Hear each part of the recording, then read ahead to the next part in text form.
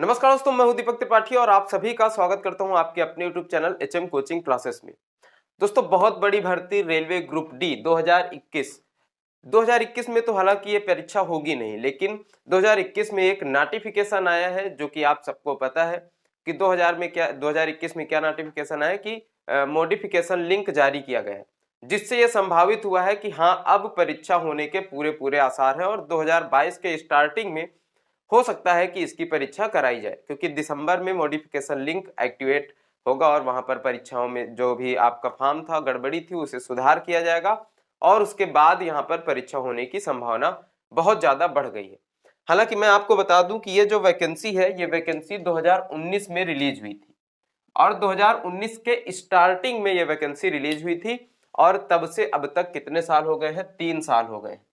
3 साल बाद ये परीक्षा अभी भी होने की थोड़ी बहुत उम्मीद जगी है और जैसा कि आप सबको पता है कि प्रोटेस्ट लगातार चल रहा है। अगर आप लोगों ने अभी तक ट्वीट नहीं किया है तो ट्विटर के माध्यम से उस प्रोटेस्ट में हिस्सा लें और उसका हैशटैग जो है वो आपको मैं इस वीडियो के डिस्क्रिप्शन में दे दूंगा, ठीक है? तो उसमें बढ़ चढ़ के हिस्सा लें। और फिलहाल हम लोग यहाँ पर बात करेंगे कि ग्रुप डी की जो परीक्षा है, यहाँ पर 2021 की जगह पर अगर 2019 कर ले तो ये ज्यादा सही रहेगा, क्योंकि परीक्षा जो है वो 2022 में ही होगी और ये 2019 में इसके फॉर्म पड़े थे। अब यहाँ पर बात करते हैं कि इसकी कट ऑफ क्या रह सकती है। कट ऑफ पिछली की तुलना में बढ़ेगी या पिछली बार की तुलना में कम होगी? तो देखिए, सीधी सी बात है कि पिछली बार जो भी कट ऑफ गई थी उससे इस बार कट ऑफ बहुत ज्यादा कम रहने वाली है। इसके मैं 2-3 फैक्टर आपको बताऊंगा जो कि डायरेक्टली यहां पर प्रभावित करेंगे और 1-2 रीजन है जो भी इनडायरेक्टली भी यहां पर इनको प्रभावित करेंगे। तो अगर सबसे पहले बात करें वैकेंसी की, तो देखिए वैकेंसी 2018 में 62,907 ही थी, जबकि 2019 में 1,03,769 वैकेंसी है। तो वैकेंसी में आप देख सकते हैं कि कितना बड़ा बदलाव है और कितनी ज्यादा वैकेंसी। हालांकि वैकेंसी से कोई बहुत ज्यादा कट ऑफ में फर्क नहीं पड़ेगा, क्योंकि वैकेंसी बढ़ती है तो कंपटीशन भी उसी हिसाब से बढ़ता है। लेकिन अगर कंपटीशन कहां से बढ़ता है? फॉर्मों से, कि कितने फॉर्म पड़े हैं। अगर यहाँ पर फॉर्म की बात करें तो जो 2018 में परीक्षा हुई थी उसमें फॉर्म पड़े थे 1,89,00,000, है ना? और जो 2019 में फॉर्म पड़े हैं वो पड़े हैं 1,15,00,000। तो आप यहां पर भी देख सकते हैं कि फॉर्म भी कम पड़े हैं इससे।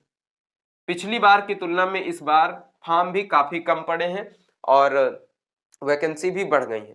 तो सीधी सी बात है कि अगर वैकेंसी बढ़ रही है, फॉर्म कम पड़ रहे हैं, तो कंपटीशन थोड़ा सा, पर सीट कंपटीशन जो है वो थोड़ा सा कम होगा। और मेन चीज है कि फॉर्म पढ़ने से कुछ नहीं होता है कि प्रेजेंट कितने लोग होते हैं। तो ये तो देखा जाएगा कि जब परीक्षा होगी तो कितने लोग प्रेजेंट होंगे, इस पर अभी हम लोग आगे बात करेंगे। तीसरी बात जो यहाँ पर है वो वैकेंसी ज्यादा हो गई है, फॉर्म कम पड़े हैं, ये भी मैंने डिस्कस किया। अब यहाँ पर अगर नॉर्मलाइजेशन की बात करें, तीसरी बात है नॉर्मलाइजेशन। तो इस बार नॉर्मलाइजेशन के फार्मूले में थोड़ा सा चेंज किया गया है।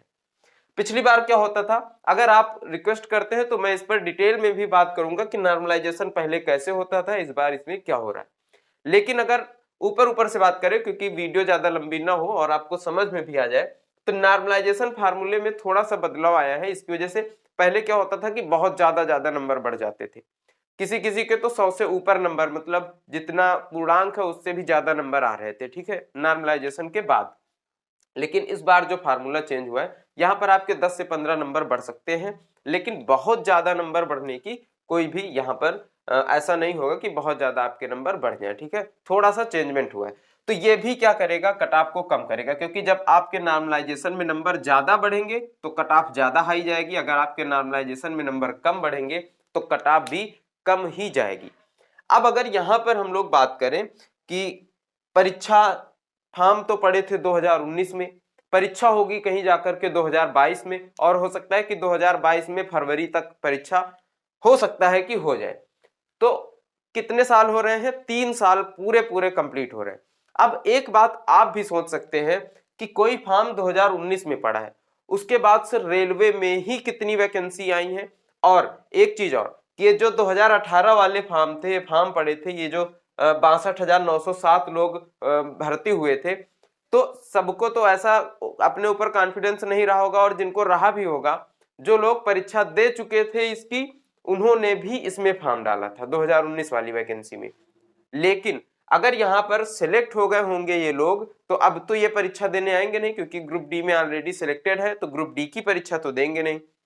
ये लोग हो सकता है कि एनटीपीसी में फॉर्म डाले हो, एनटीपीसी की परीक्षा दें, लेकिन ग्रुप डी की परीक्षा तो दे नहीं रहे होंगे।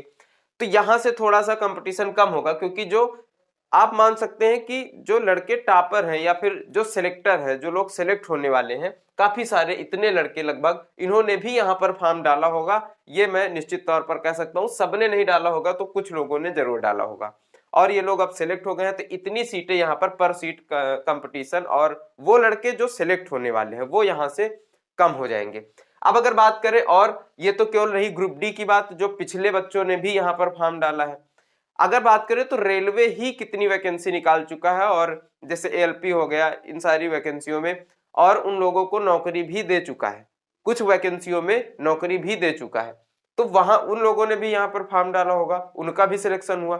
और अगर बात करें स्टेट वाइज, तो अलग अलग स्टेट में, क्योंकि 3 साल हो रहे हैं, आप समझ सकते हैं कि 3 साल एक बहुत बड़ा समय है। जैसे यूपी में हम लोग बात करें तो कितने टीचर यहाँ पर जो है सिलेक्ट हुए हैं, उन लोगों ने भी, क्योंकि आप देखेंगे कि ग्रुप डी में फॉर्म डालने वाले इंजीनियर से लेकर के जो हाई एजुकेशन वाले थे, उन्होंने भी डाला था फॉर्म। तो वो सारे लोग कहीं ना कहीं, कुछ लोग सिलेक्ट हुए हैं, क्योंकि जो वैकेंसी निकली है, जैसे टीचर की बहुत सारी वैकेंसी निकली है उत्तर प्रदेश में, उसके बाद 2-3 बार पुलिस की वैकेंसी भी आ चुकी है और वहां पर भी लोग सिलेक्ट हो चुके हैं। इसी तरह से केवल उत्तर प्रदेश ही नहीं, अलग अलग स्टेट में, हर स्टेट में अलग अलग स्टेट लेवल के एग्जाम हुए, और वो लोग जो यहाँ पर फॉर्म डाले हुए थे और पढ़ने में अच्छे भी थे, वो लोग सिलेक्ट हो चुके हैं। तो आप समझ सकते हैं कि अब कौन बचा है। जितना पेपर लेट हो रहा है, कंपटीशन उतना ही निम्न स्तर का पहुंच रहा है, क्योंकि जो पढ़े लिखे लोग हैं या फिर जो अच्छे से पढ़े हुए हैं, जो सिलेक्टर हैं, वो कहीं ना कहीं सिलेक्ट हो रहे हैं लगातार, और 3 साल हो चुके हैं। परीक्षा कितने साल लेट हुई है? 3 साल।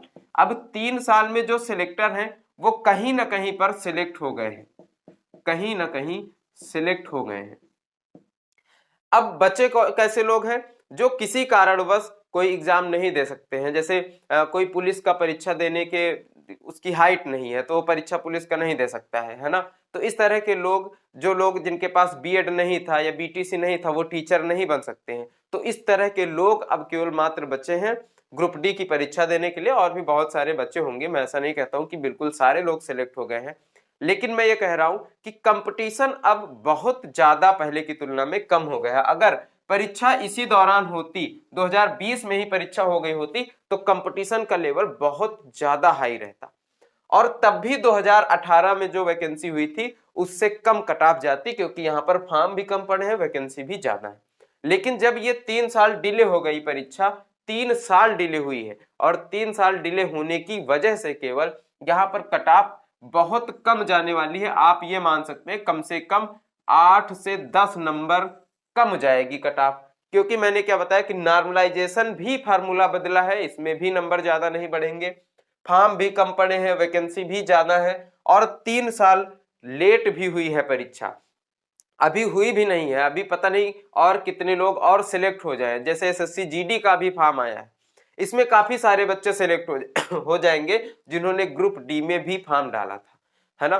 तो इसी तरह से काफी सारे एग्जाम्स हो रहे हैं, और डाल हर कोई रहा है। ग्रुप डी में बहुत सारे लोगों ने फॉर्म डाला होगा, जो हाई एजुकेशन, जिन्होंने अच्छे तरीके से पढ़ा होगा, उनके पास डिग्रियां होंगी, उन्होंने भी फॉर्म यहाँ पर डाला है। ठीक है, तो अब आप समझ सकते हैं कि कम से कम 8 से 10 नंबर कम कट ऑफ जाएगी। अगर आप लोग बोलते हैं तो मैं जोन वाइज कट ऑफ का भी डिस्कस करूंगा कि पिछली बार किस जोन में कितनी कट ऑफ गई थी, और इस बार उस जोन का सेफ स्कोर क्या रह सकता है। नॉर्मलाइजेशन के बाद नहीं, मैं आपको यह बताऊंगा कि आपका सेफ स्कोर क्या रहता है। और मैं आपको बता दूं कि अगर एक एवरेज निकाला जाए, औसत निकाला जाए, ना बहुत ज्यादा कट ऑफ वाले स्टेट की मैं बात करूंगा, जोन की बात करूंगा, ना ही बहुत कम कट ऑफ जाने वाले जोन की बात करूंगा। अगर मैं एवरेज की बात करूं तो एवरेज में मैं मान के चलता हूं कि अगर आपके 55 से 60 नंबर आप सही सही अटेम्प्ट करते हैं, 55 से 60 के बीच में, एक एवरेज औसत मैं मान के चल रहा हूं कि अगर आपके 55 से 60 नंबर सही सही अटेम्प्ट आप कर लेते हैं, और आपका निगेटिव नहीं होता है, क्योंकि आपको 55 से 60 सही करना है। यानी जब आप आंसर की से मिलाएं तो आपके निगेटिव काट पीट के 55 से 60 के बीच में अगर नंबर बन रहे हैं तो समझ लीजिए कि आपका नॉर्मलाइजेशन के बाद सिलेक्शन होने की पूरे चांस है। ठीक है, तो आपको कहां पर फोकस करना है कि आपको 55 से 60 के बीच में नंबर 100% लाना है। इसके लिए आपको टारगेट क्या बनाना है कि कम से कम आपके 65 टू 70 नंबर का टारगेट बना के चलिए, तब जाके आप इस टारगेट को अचीव कर पाएंगे। तो मैं ऐसा नहीं कहता हूं कि आप केवल 60 नंबर की ही तैयारी करिए, मैं आपसे बोल रहा हूं कि आप 65 से 70 नंबर के बीच में लाने की तैयारी अपनी रखिए। आप ऐसे लेवल की तैयारी कीजिए कि जब आप कोई भी मॉक टेस्ट दे रहे हो तो आपके 65 से 70 के बीच में उसमें नंबर आ रहे हो, तब जाकर के आपके 55 से 60 कैटेगरी के बीच में आप आ जाएंगे और आपका सिलेक्शन पूरी तरह से होने के चांसेस बन जाएंगे। ठीक है, ये एक औसत की बात थी। लेकिन अगर आप लोग चाहते हैं तो मैं आपके लिए जोन वाइज कट ऑफ भी लेकर के आऊंगा। उसके लिए आप कमेंट करके बता सकते हैं कि आपने किस जोन से फॉर्म अप्लाई किया है, और उस जोन की अगर आप कट ऑफ जानना चाहते हैं तो कमेंट करके जरूर बोलिएगा। मैं जोन वाइज कट ऑफ आगे वाली वीडियो में लेकर के आऊंगा, एक एक जोन के बारे में डिस्कस करेंगे। आप जिस भी जोन से बिलोंग करते हैं या फिर जिस जोन से आपने फॉर्म को अप्लाई किया है उसका आप जरूर मुझे बताइए कि इस जोन की कट ऑफ क्या रहने वाली है, उस पर मैं एनालिसिस करूंगा और उसकी वीडियो लेकर के आऊंगा। फिलहाल आज के लिए इतना ही। मैंने आपको क्या बताया कि अगर 55 से 60 आप ला पा रहे हैं ग्रुप डी की परीक्षा में तो समझ लीजिए कि आपका चयन निश्चित है। और यहाँ पर ये जो 2019 मैंने लिखा हुआ है, ये 2019 फॉर्म अप्लाई की डेट है, जब फॉर्म अप्लाई हुए थे। फरवरी या मार्च के समथिंग फॉर्म जो है वो अप्लाई हुए थे काफी सारे, और लगभग 3 साल हो गए हैं। तो यहाँ पर आप ये मान सकते हैं कि अब 2022 में इसकी परीक्षा स्टार्टिंग में 2022 के स्टार्टिंग में इसकी परीक्षा होने की पूरी संभावना है, क्योंकि रेलवे ने थोड़ी सी अपनी दिखाई है कि हाँ अब मैं जगा हूं, जब इतने सारे बच्चों ने प्रोटेस्ट किया है। और लास्ट में मैं आपसे एक बात बोलूंगा कि अगर आपने अभी तक प्रोटेस्ट में हिस्सा नहीं लिया है या फिर आप केवल पहले दिन प्रोटेस्ट में भाग लेकर के अब उस पर एक्टिव नहीं है, तो आप डेली एक ट्वीट करिए और डेली रेलवे को जगाने का काम करिए, क्योंकि रेलवे बिल्कुल कुंभकर्ण की नींद में है और इसको जब तक आप बार बार नहीं जगाएंगे तब तक ये फिर से सो जाएगा। इसीलिए लगातार जुड़े रहिए और लगातार मेरे साथ भी जुड़े रहिए। मेरे चैनल को सब्सक्राइब करिए, साथ ही बेल आइकन को प्रेस करिए, जिससे आपको लेटेस्ट वीडियो का नोटिफिकेशन जल्दी से मिल जाए और आप मेरी वीडियो को जल्दी से देख पाए। मैं आपको मिलूंगा नेक्स्ट वीडियो में, तब तक के लिए बाय बाय, जय हिंद।